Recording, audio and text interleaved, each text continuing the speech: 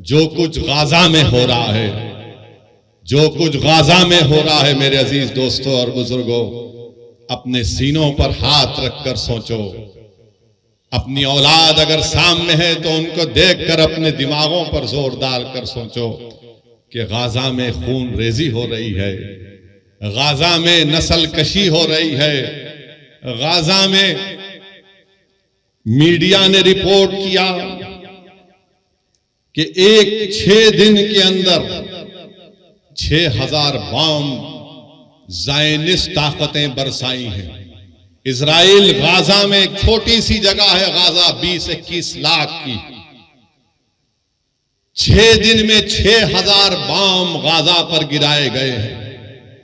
और वही जब आइसिस से मुकाबला कर रहे थे पूरे ममालिक, ये पूरा आइसिस कोएलिशन के नाम से था, तो वो लोग 1 महीने में 2500 बम आइसिस पर गिराए थे और गाजा में 6 दिन में 6000 बम गिराए गए। आप अंदाजा लगाओ, अगर यहां पर कोई 10 मिनट तक सिर्फ पटाखे फोड़ना शुरू कर देगा तो आप 2-3 मिनट के बाद बोलेंगे कि भाई बड़ी बेचैनी हो रही है, बस करो। सोचो थोड़ी देर के लिए कि 6 दिन में 6000 बम ये जालिम इस्राएली हुकूमत गाजा पर बरसाती है। 6 दिन में 21 लाख की आबादी है, 10 लाख लोग बेघर हो चुके हैं, 10 लाख लोग बेघर हो चुके हैं। और वो जालिम हुकूमत कह रही है कि तुम अब नॉर्थ गाजा से साउथ गाजा की तरफ चले जाओ। लोग बसों में जा रहे थे तो कल बसों पर बम डाल दिया गया। आज मालूम हुआ, अखबारात और मीडिया कहता है कि गाजा में 1537 फलस्तीनियों की जानें चली गई, जिसमें 500 बच्चे थे, 275 खवातीन हैं, 6612 जख्मी हैं। ये सिर्फ 6 दिन की बात कर रहा हूं मैं आपसे। और ये दुनिया जो बड़ी ह्यूमन राइट्स की बात करती है, ये दुनिया जो बड़े फंडामेंटल राइट्स की बात करती है, हुकूक की बात करती है, आज ये बड़े बड़े ममालिक आज खामोश बैठे हैं, गूंगे हो चुके हैं, अंधे बन चुके हैं, बहरे बन चुके हैं कि जिस सरजमीन के पास कुछ नहीं है, आज आपने वहां पर 6 दिन में 6000 बम बरसाए, 1537 लोगों की जानें चली गई, 500 मासूम बच्चे, 275 खवातीन की मौत और 6612 लोग जख्मी है। पीने का पानी नहीं है 20-21 लाख लोगों के पास। अगर आपके पास 2 दिन पानी खराब आया तो आप 25 फोन करते अपने सियासी नुमाइंदों को, मंजलिस के जिम्मेदारों को कि आके देखो जरा पानी पी के बताओ। वहां पीने को पानी नहीं है मेरे भाई, खाने को खाना नहीं है गाजा के लोगों के पास, अस्पताल में दवाएं खत्म हो चुकी हैं, ऑक्सीजन तो दूर की बात। और ये जालिम, ये ज़ायनिस्ट लोग कहती हैं गाजा के लोगों से कि तुम नॉर्थ गाजा से निकलकर साउथ गाजा में चले जाओ। पूरी बिल्डिंगें बर्बाद, बेघर हो चुके हैं। हम नजारे देख रहे हैं कि 10-11 साल का बच्चा जख्मी है, बाप जख्मी है, बजाय बाप अपने बेटे को हिम्मत दिलाए, 12 साल का बच्चा कह रहा है कि अब्बा रोना बंद करो, मैं अच्छा हूं। बिल्डिंग गिरी हुई है, बिल्डिंग के मलबे से लाशें निकल रही हैं, मासूम बच्चों को निकाला जा रहा है, मगर दुनिया खामोश है। दुनिया खामोश है जो बड़ी बड़ी बातें करते हैं ये दौलतमंद ममालिक, क्योंकि मरने वाला फलस्तीनी है। यकीनन जो तशद्दुद होगा, वायलेंस होगा, हम कंडेम करते हैं उसको, चाहे कोई भी करो, वायलेंस रास्ता नहीं है। मगर ये बताओ ये कौन से वायलेंस है? ये तो नस्ल कशी है, ये तो आप उनको खत्म कर रहे हैं, आप उनको बिल्कुल खत्म, सफ़े हस्ती से मिटाना चाहते हैं, जिसको अंग्रेजी में कहते हैं एथनिक क्लेंसिंग हो रहा है फलस्तीनियों का। मैं बताना चाहूंगा आपको कि 2016 साल से गाजा में महासिरा है। 16 साल से कोई बाहर जाना है तो उसको परमिशन, कोई अंदर आना है तो उसको इजाजत लेना पड़ता है। आपने देखा ना कोविड में क्या हुआ था। कोविड में क्या हुआ था कि कोविड में बगैर पास के नहीं कोई नहीं निकल सकता था। 16 साल से फलस्तीनियों को उस तरह का बर्ताव किया जा रहा है। पीने का पानी नहीं है, लाइट उनकी बंद कर दी गई क्योंकि इजराइल के पास से बिजली आती है। 16 साल से महासरे में है। अरे समंदर है, मच्छी नहीं पकड़ने देते ये ज़ायनिस्ट लोग। और उस 21 लाख में 50% आबादी 18 साल की, 20 साल के नौजवानों की है। और आपको जानकर तकलीफ होगी कि 2008 से 6407 फलस्तीनियों को ज़ायनिस्ट लोग मार दिए, जिसमें से 18 साल के कम उम्र 1437 बच्चे थे। और अब इजराइल एक फास्फोरस चीज आती है, उसका बम गिरा रहा है। यानी जब वो गिरता है तो बिल्डिंग को पिघला देता है, अगर जिस्म पर गिरता है तो चमड़ी से हड्डी को गला देता है। यह जुल्म गाजा के लोगों पर किया जा रहा है। और अमेरिका, बर्तानिया, ये यूरोप, ये फ्रांस जब बड़ी बड़ी बातें करते हैं, आज गूंगे बनकर बैठे कि मासूम लोगों को, अरे 80 साल से लड़ रहे हैं अपनी फलस्तीन और मस्जिद अक्सा और बैतुल मुक़द्दस के लिए। मेरे अजीज दोस्तों और बुजुर्गों, ये बात कहना जरूरी था। इसलिए जरूरी है कि अगर गाजा का नाम आए, फलस्तीन का नाम आए, मस्जिद अक्सा का नाम आए, बैतुल मुक़द्दस का नाम आए, और तुम्हारे और हमारे दिलों में हरारत ईमानी पैदा नहीं हुए, तो फिर तुम इंसान कहलाने के लायक नहीं हो। अगर हम इनकी मदद नहीं कर सकते, हम दूर हैं, मगर जज्बात से कर सकते हैं और करना चाहिए। अगर जज्बात भी नहीं है तो मुस्लिम शरीफ की हदीस है कि आका ने फरमाया कि तुम मुनाफिक हो। अल्लाह के रसूल सल्लल्लाहु अलैहि वसल्लम ने फरमाया कि तुम मुनाफिक हो। वो अंबियाओं की बैशत की सरजमीन है। हजरत दाऊद अलैहिस्सलाम, सुलेमान और ईसा अलैहिस्सलाम की बैशत की सरजमीन है। हजरत इब्राहिम अलैहिस्सलाम की खबर, हजरत मूसा अलैहिस्सलाम की खबर वहां पर है। मेरे अजीज दोस्तों और बुजुर्गों, काबतुल्लाह को तूफान नूह के बाद अल्लाह के हुक्म पर हजरत इब्राहिम अलैहिस्सलाम ने काबतुल्लाह को बनाया, और 40 साल के बाद अल्लाह के हुक्म के बाद मस्जिद अक्सा को हजरत सुलेमान अलैहिस्सलाम ने बनाया।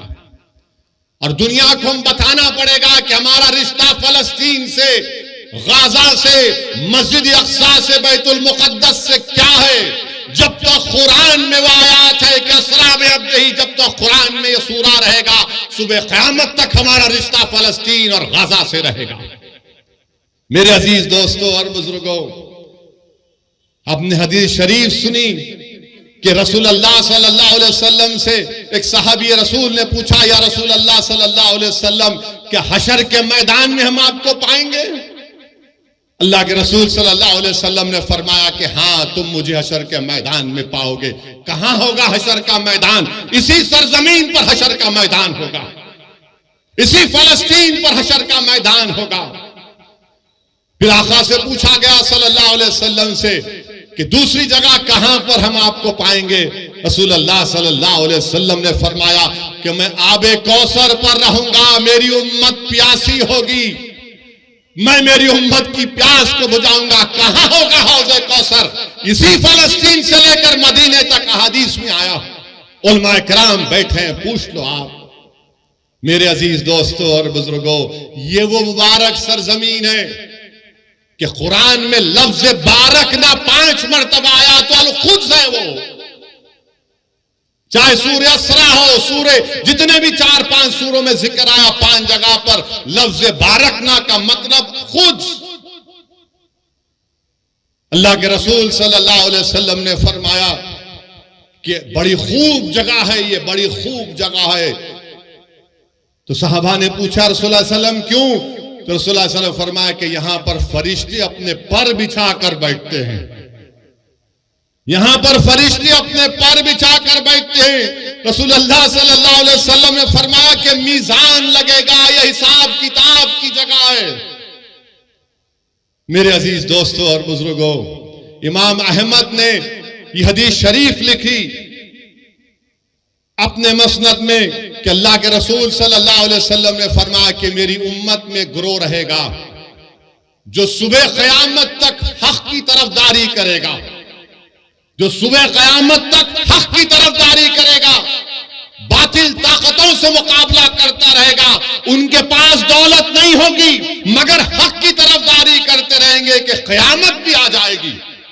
तो सहाबा इकराम ने पूछा है रसूलल्लाह वो कौन सी जगह होगी?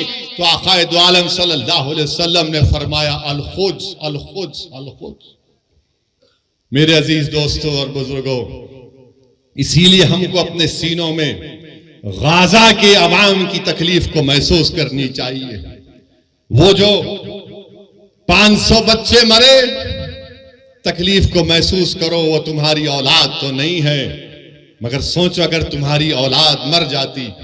सोचो थोड़ी देर के लिए वो कोविड में जब हम लाशों को उठा उठा कर डर डर कर लेकर जा रहे थे, सोचो थोड़ी देर के लिए 1 साल 2 साल नहीं, 70 साल से ये मुजाहिद, ये गय्यूर कौम अगर पूरी दुनिया में हक की सरबुलंदी के लिए और बातिल की शिकस्त के लिए अगर किसी सरजमीन पर मुबारक रूहों का खून गिरा है तो मसले फलस्तीन पे गिरा। मस्जिद अक्सा बैतुल मुक़द्दस के लिए खून बहाया जा रहा है। मैं सलाम करता हूं उन माओं को जिन्होंने इन बहादुर बच्चों को पैदा किया जो ज़ायनिस्ट लोगों की गोलियों का निशान बन रहे हैं, जो बमों से उनकी मौत हो रही है।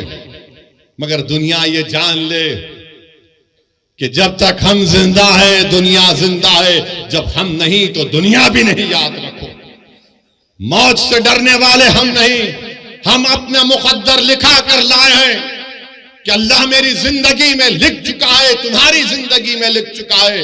मगर सवाल यह है कि तुम अपनी जिंदगी गुलामों की तरह गुजारोगे या फिर तुम बहादुरों की तरह अपनी जिंदगी को गुजारोगे। लोग मुझसे पूछते हैं फोन करके कि असदुद्दीन अवैसी ये कैसा हो रहा है, ये क्या हो रहा है। लोग तकलीफ महसूस करते हैं और लोग पूछते हैं कि कहां है सलाहुद्दीन अय्यूबी, कहां है वो सलाहुद्दीन अय्यूबी। अरे तुम अपनी औलाद की क्या तरबियत कर रहे हो? कहां से सलाहुद्दीन पैदा होगा जब बाप अपनी औलाद के सामने अपनी मां की बेइज्जती करेगा? कहां से सलाहुद्दीन आएगा जब तुम बेटे के सामने औलाद के सामने अपनी बीवी से गलत बर्ताव करते हो? कहां से सलाहुद्दीन आएगा जब नौजवान गुनाह करते हैं, जिना करते हैं? कहां से सलाहुद्दीन आएगा जब तुम जिना करते हो? कहां से सलाहुद्दीन आएगा जब तुम अपने ही हाथ से अपने भाई का कत्ल करते हो? कहां से सलाहुद्दीन पैदा होगा जब हमारी बेटियां गुनाह करती हैं? सलाहुद्दीन कैसे पैदा होगा? जब तुम नेक बनोगे, जब तुम गुनाहों से दूर रहोगे, तुम रसूलुल्लाह सल्लल्लाहु अलैहि वसल्लम से बेपनाह मोहब्बत करोगे तमाम चीज और दुनिया से बढ़कर। सलाहुद्दीन अय्यूबी जिंदगी में जब तक बैतुल मुक़द्दस मस्जिद अक्सा पर कामयाबी हासिल नहीं किया, उसकी पेशानी पर बल रहता था। बास जगह मैंने पढ़ा कि सलाहुद्दीन अय्यूबी जब तक फलस्तीन पर कामयाबी हासिल नहीं किया वो मुस्कुराता नहीं था। लोग उससे बोलते थे सलाहुद्दीन तुम मुस्कुराते क्यों नहीं हो, तुम्हारी पेशानी पर बल क्यों नहीं आता? तो सलाहुद्दीन कहता था कि क़िबले अव्वल हमारा रहा है।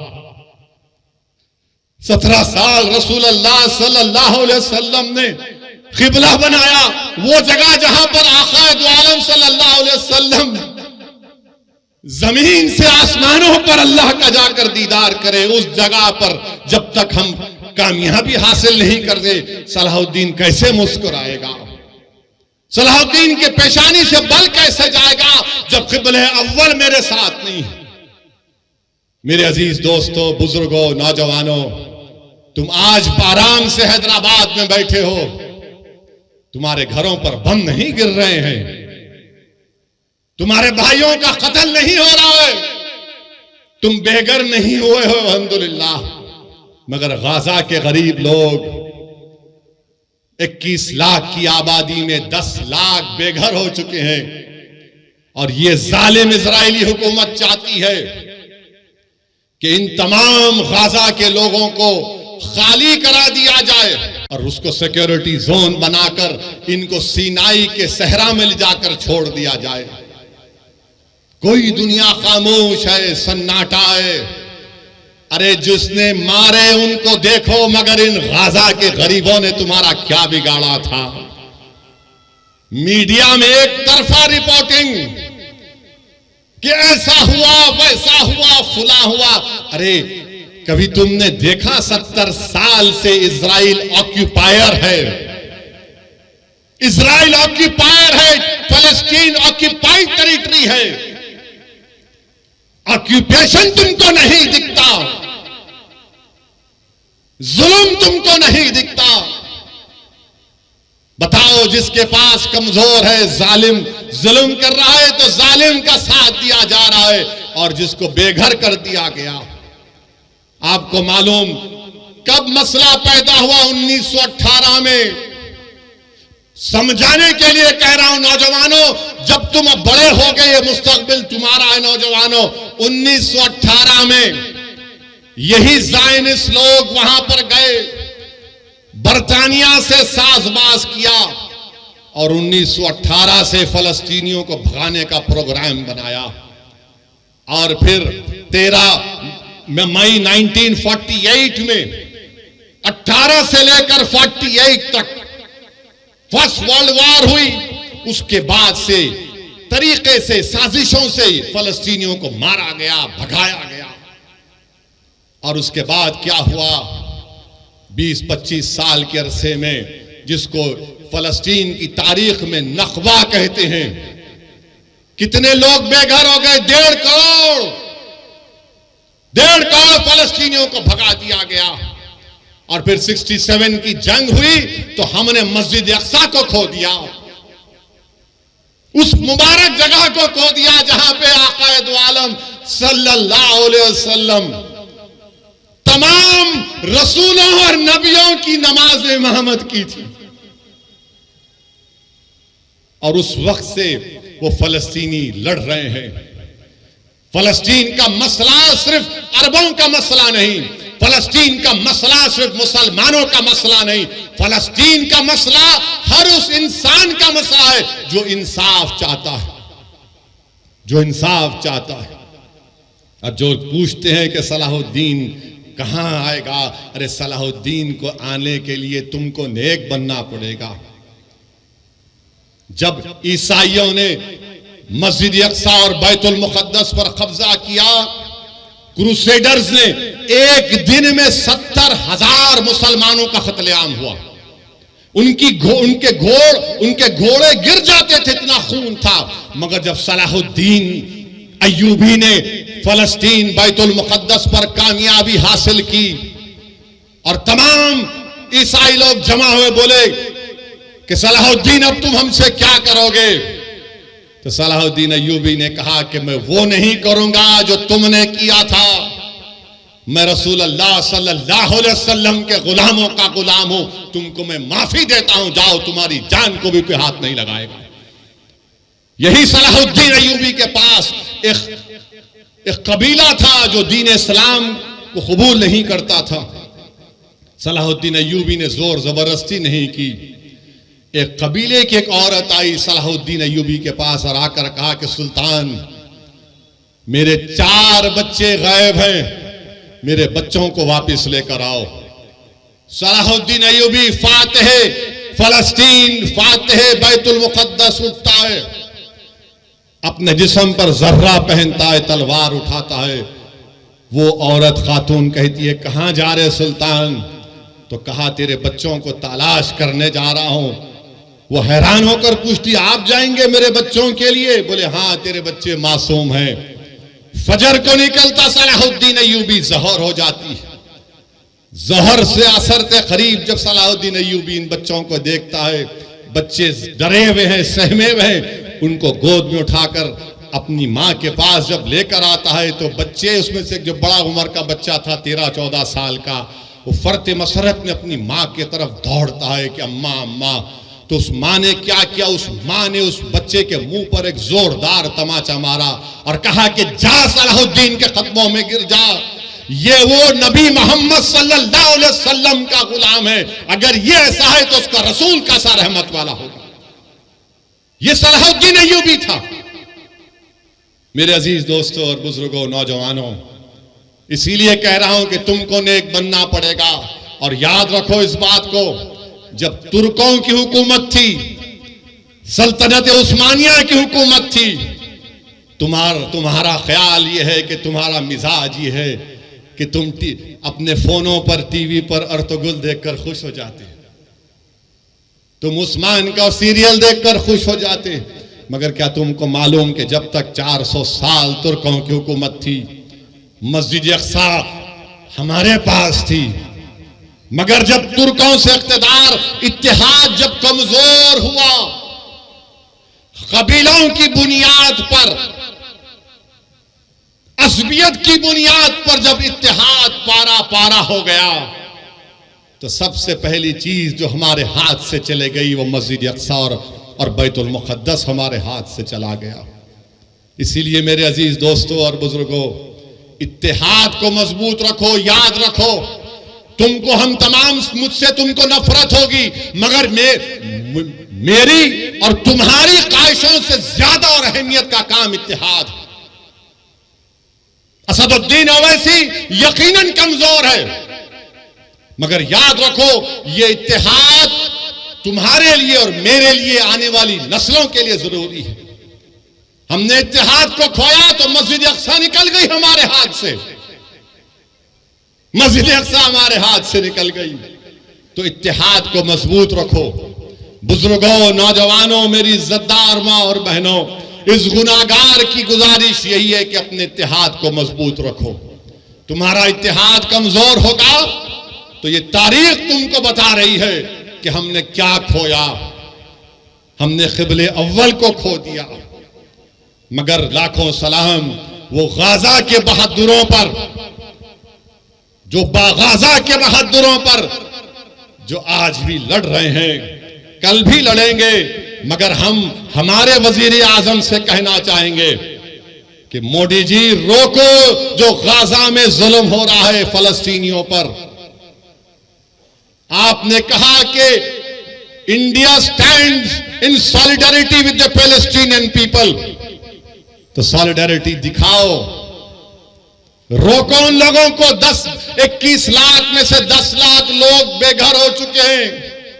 वो शैतान नेतन्याहू जालिम है, वॉर क्रिमिनल है, वो जो ढकेल रहा है फलस्तीनियों को, ढकेल रहा है कि घरों को बर्बाद, 6000 बम गिराए गए। हम भारत के वजीर आजम को बताना चाह रहे कि महात्मा गांधी ने क्या कहा था। गांधी ने कहा था कि ये फलस्तीन अरबों का है।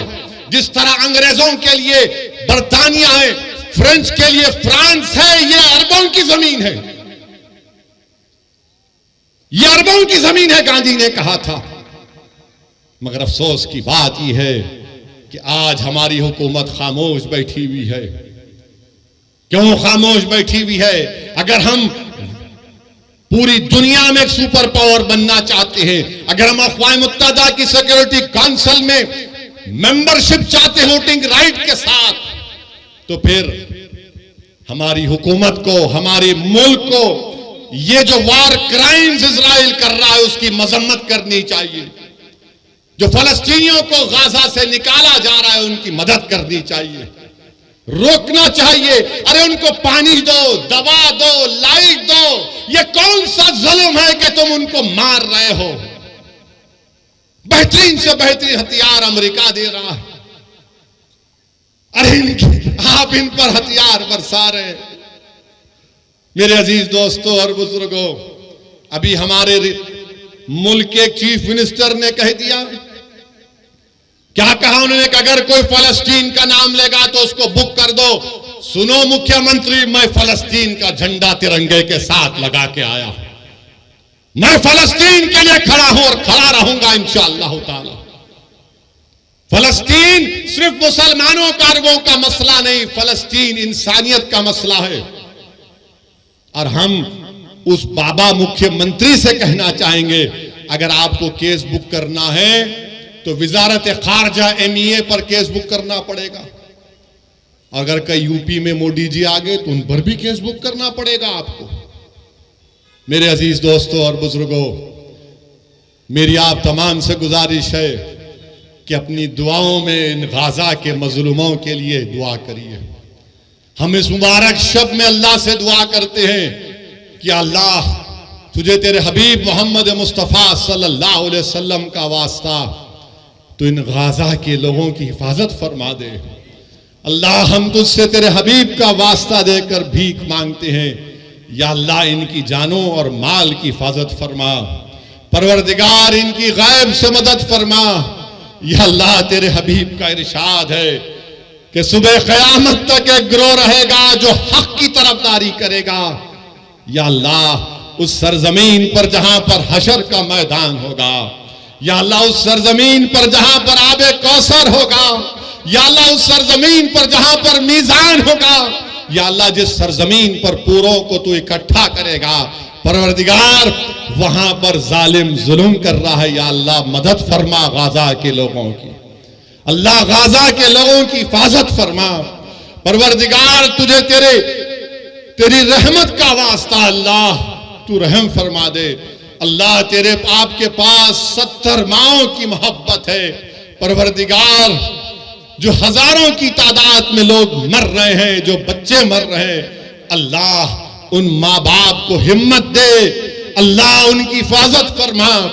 अल्लाह तेरी पूरी कायनात में कोई ऐसा नहीं है जो इन गरीबों की मदद कर सके, मगर अल्लाह तू जमीन व आसमान का खालिक है, तेरे खजाने में कोई कमी नहीं आएगी। अल्लाह तू कुन फयकून फरमा दे। परवरदिगार अल्लाह उनको कोई खाना नहीं दे रहा, अल्लाह तू रज़्ज़ाक़ है, उनको रिज़्क़ दे दे।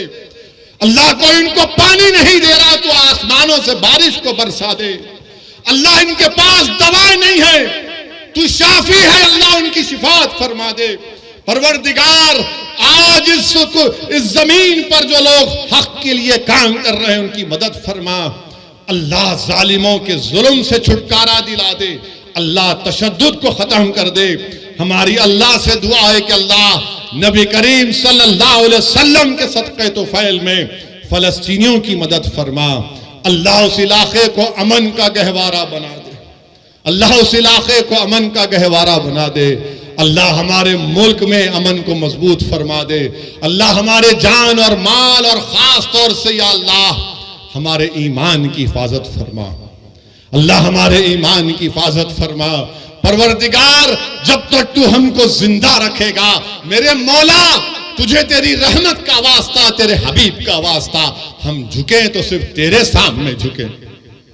अल्लाह हम किसी से मांगे तो तुझसे मांगे। अल्लाह हमको शिरक से बचा ले। अल्लाह हमको शिरक से बचा ले। अल्लाह तू हमारा रब है, हमारे लिए काफी है। अल्लाह तू हमको रसूल अल्लाह सल्लल्लाहु अलैहि वसल्लम को उम्मती बनाया।